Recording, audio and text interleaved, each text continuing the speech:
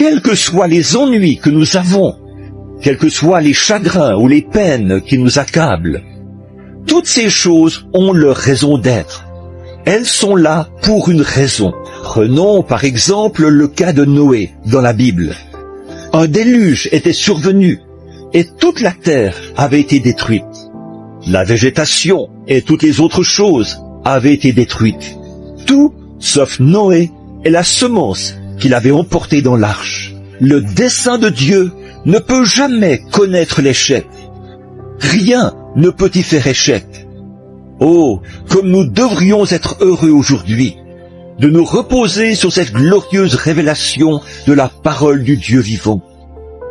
Rien de ce qui existe maintenant ou de ce qui pourrait survenir, aucune maladie, aucun chagrin, aucune mort, aucun péril, rien ne peut nous séparer du dessein du Dieu vivant. Ce que Dieu a conçu dans sa pensée, ce que Dieu a résolu dans son cœur d'accomplir. Aucun démon, aucune puissance, rien ne pourra jamais disjoindre ce grand plan immortel, le plan éternel de Dieu.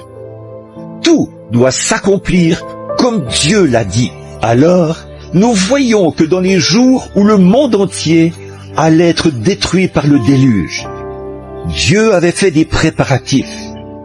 Des préparatifs dans quel but? De préserver son dessein.